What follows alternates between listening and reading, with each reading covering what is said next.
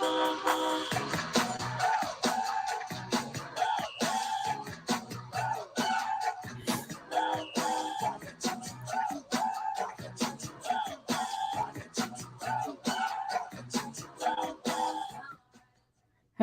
everyone, and welcome to another episode of Environmental Justice Now. My name is Leah Jones, and I am the Education Rising Coordinator here at Virginia Interfaith Power and Light. Before we get started today, I'd like to do a brief land acknowledgement. While we are on a video call and many of us are joining in from different places, we want to remind ourselves that we gather on the unceded land of the indigenous peoples. I'm joining in from so-called Richmond, Virginia, and I am currently located on the land of the Powhatan and Chickahominy peoples. If you are unsure whose land you are on and you would like to find out, you can always visit native-land.ca to find out. So thank you all for joining us this Friday, those who are tuning in. We hope that you all have enjoyed the beautiful weather this week, especially after such a gloomy week last week. Spring seems like it's in full effect, which means many of us will likely be masking up and making plans outside of our physical homes. Spring and summer, at least to me, are seasons full of travel, relaxing outdoors, spending time with your friends and family. And with more plans and traveling, that really means more time on the road and a lot more cars on the road this time of year. That's really emitting greenhouse gases, as we know. Even though public transportation is really a clear option, and it could and should be an available transit method for Virginia residents. So today we are back on Environmental Justice Now with my colleague, Kadesh Gabray, to learn more about VIPL's Ride the Bus Week and unpack a few facts about the racist history of Virginia's public transportation system. And we'll also be discussing why we should be urgently modernizing and making our transportation system more equitable here in the state. So how are you doing today, Kadesh? As usual, thank you for joining us. Thanks so much for inviting me, Leah. And it's always nice to be here on Environmental Justice Now. And I'm excited to talk about one of my favorite things, which is taking a bus. I grew up taking the bus in DC and the metro everywhere. So this is exciting to talk about. Okay, yes. So I love it. Let's get into it. Should we just begin maybe by discussing some of the historical disparities of Virginia's transit system that we can still see present today as just a way to frame the conversation?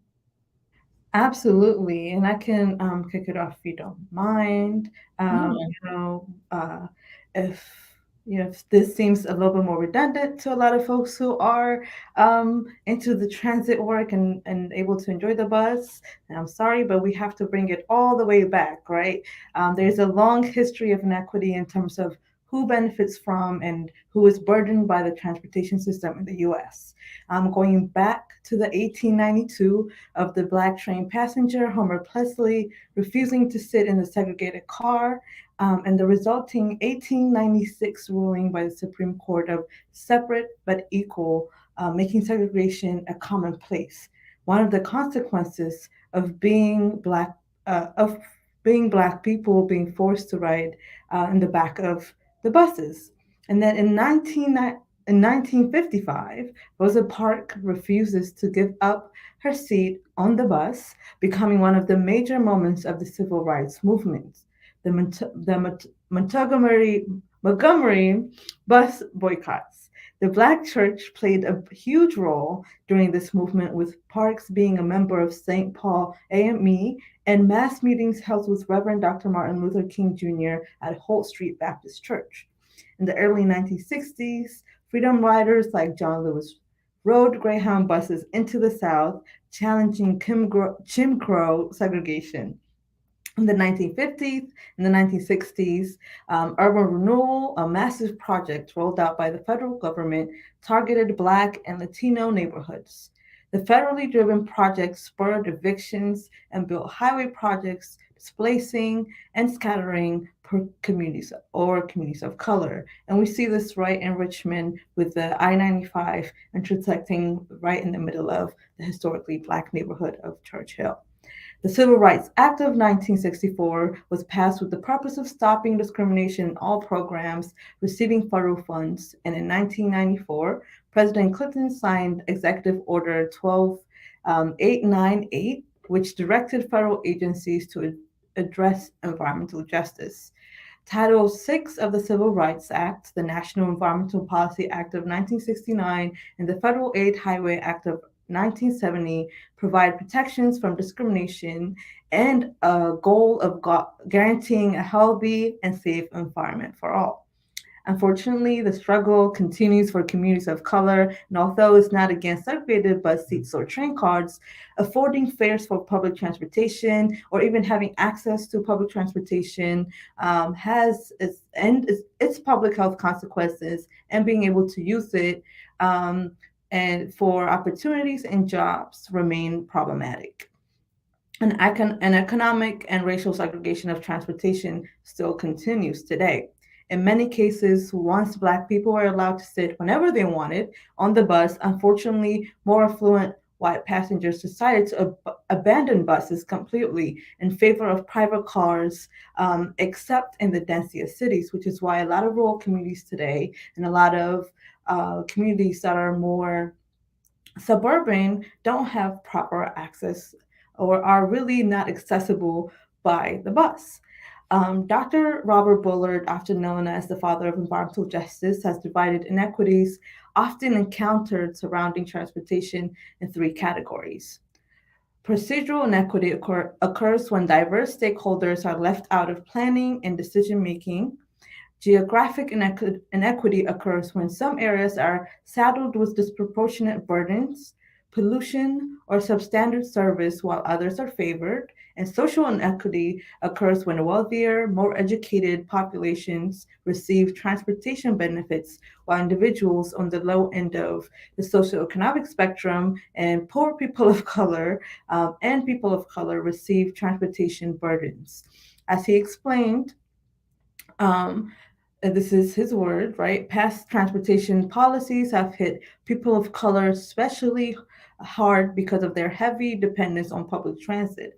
Indeed, these policies have subsidized, reinforced, and exasperated residential segregation and economic isolation, while they have concentrated areas of poverty. The process of bringing equity to transit policies began with an end to separate but equal apartheid. However, America still has a long way to go before it finds true equity for all who travel on the nation's transportation networks. And we see this statement to be true here in Virginia, especially even in the dense population areas, the cities like Richmond, Virginia, still doesn't have equity in the transit system. And I will leave that to Leah to dive into more. Yes, thanks so much, Kadas, for giving us that background and like using that information to help frame our conversation right now. And I feel like it's really important to consider the history because it's still as if, like, in many ways, well, first of all, it helps us to understand the position that we're in today, like how we got here, but also in many ways how a lot of those things, the injustices that we saw previously, are still here with us today, just taking on in a new shape or a new sort of form. But to your point, I think Richmond is a great example of a denser city in the state of Virginia that has a lot of injustices within the way that it operates.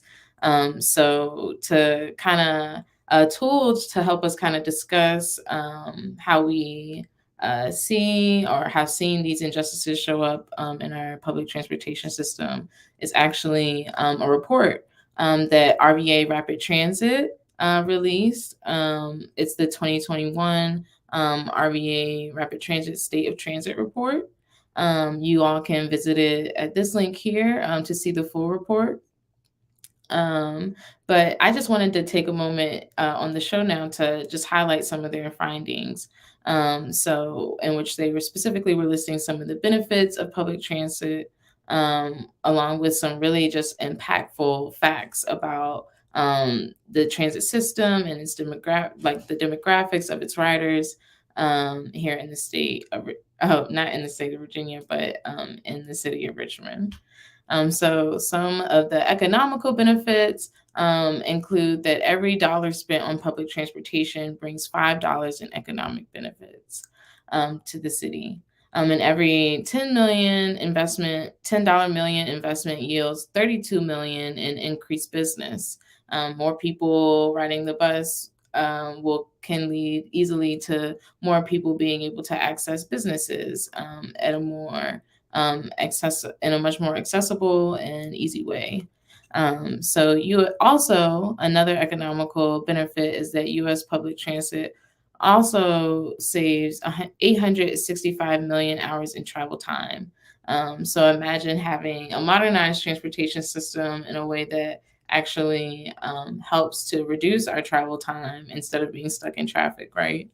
Um, so, in addition to some of the economical benefits, they've listed also some benefits when considering when we're making sure that transportation is seen through an equity lens and making sure that transportation is equitable. So, for over um, one really important I guess, fact that they listed here or benefit was that over 90% of those on public assistance do not own a car. Also, public transit is particularly important to people with limited incomes.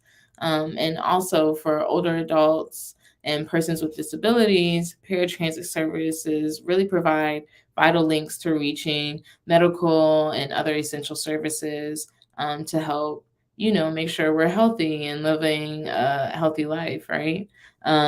So, in addition to some of those benefits when thinking about making sure our transportation system is equitable, um, using our public transportation system here in Richmond can also bring some climate benefits, of course, when we're thinking of more people riding the bus, less cars on the road. These climate benefits can help us address our climate crisis and try to meet some of our climate goals that we've set for ourselves here in Richmond and in the state of Virginia. So, switching to public transit 2 days a week can cut personal greenhouse gas emissions by 25%. In addition to that, public transportation reduces gasoline consumption by 6 billion gallons. So think about that also right now at a time like this when we're seeing gas prices go up every day. This could also be a very, in addition to help benefiting the climate, can also maybe save some money for our pockets as well. So, lastly, I just wanted to share that they also, RVA Rapid Transit also included some overall societal benefits, which I thought was really interesting and important to include as well. Some of them they listed were less cars on the road means less traffic congestion, like what I was mentioning earlier, cutting down on traffic time and travel time. And also, when you are having very accessible, equitable transportation system, it ultimately serves those who cannot drive and make things a lot easier and accessible to all sorts of residents here in Richmond, but also throughout the Commonwealth of Virginia. So, as we've already kind of revealed, talking about transportation already, access to good transit is also vital to a community's livability and quality of life. It really having access to public transit can really make a big difference to where a person can work, how a person can spend their time outside of work with their friends or learning. Do they have accessibility to libraries, public resources, and essential services, like we were saying earlier? Also, 87% of trips on public transit have a direct impact on the local economy. We're driving right through the very neighborhoods that we live in, right? And it benefits our local economies and the local businesses that live within those neighborhoods. Lastly, valuable public space can be dedicated to people instead of cars. So things like massive highways that are taking up so much public space can be dedicated maybe to someone's home, or even nice public parks, more green space, also to help alleviate and reduce those greenhouse gas emissions. And I think one of the last facts that I'll leave you all with, that I took away from RVA Rapid Transit's report, that was that this uh, alarming fact from the report showed that 1,600 bus stops out of the total 1,600 plus bus stops that Richmond, Virginia has, only 5% of them have shelters, and only 20% of them also have benches. So only 5% have shelters, only 20% have benches. Um, I think we can, for those of us who do live in Richmond, we can probably think about a bus stop that doesn't have a shelter or doesn't have a bench and just has folks sitting out in the blaring sun or in the freezing cold, um, and ultimately making it very like difficult to ride the bus, and not an enjoyable experience. Uh, it doesn't really motivate those who have the option to ride a bus or take a car to really choose to ride the bus. And for those who don't have another option to ride the bus, it just kind of makes it a miserable experience. And public transit is definitely something that we should be investing in to ultimately contribute to, once again, the quality of life of all the residents here in Richmond and throughout the state. And considering that 64% of RVA's public transit riders are Black, and 54% of riders make less than $25,000 a year, this is definitely an issue of equity that has really yet to be addressed, at least in the greater Richmond area. So thank you so much, RVA Rapid Transit, for this informative and really transparent report of RVA's transit system. Once again, you all can find the full report at this link, that we'll be sure to put in the comments and that we've put on the screen before earlier this episode. One last thing we wanted to share with you all to help encourage ridership and learn more about residents' experiences using VA's transit system, VIPL, would like to invite everyone to participate in our Ride the Bus Week. Kades, would you like to share more about Ride the Bus Week and how folks can register to get involved? Absolutely. Since VIPL is located in the greater Richmond area, in terms of the office location, although we do work across the Virginia state, we really wanted to focus this Ride the Bus um, challenge on the greater Richmond service areas. So, and like Leah mentioned, to really understand how this is an equity issue, and how um, most of the writers are majority poor and majority people of color and Black people specifically. We're encouraging folks to really join us to ride the bus next week, starting the week of May 23rd, to take at least one ride by the bus to really experience and understand this equity issue for yourself. At Virginia Interfaith Power and Light, we believe that public transportation is an important common good, and a robust public transit service can significantly improve the quality of life for everyone, especially the most vulnerable, the most economically vulnerable people here in Virginia.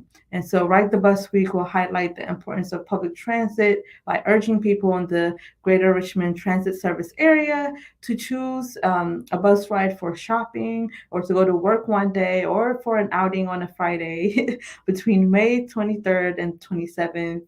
And we are encouraging folks to sign up with us using the link below right on the screen, and as well as in the comments below, and try riding the bus for a day or the entire week and be part of a movement to really prioritize and invest back into public transit. So please join us next week, the week of May 23rd. And also tune in on to Environmental Justice Now next Friday, since we'll be on the bus. So yeah. Thanks, Kadas, for sharing. And thanks for all of you who are able to tune in and learn more about the injustice in Virginia's and Richmond's transportation system today. We hope to see you all next week and maybe even on the bus. Thank you all, and we'll see you next week.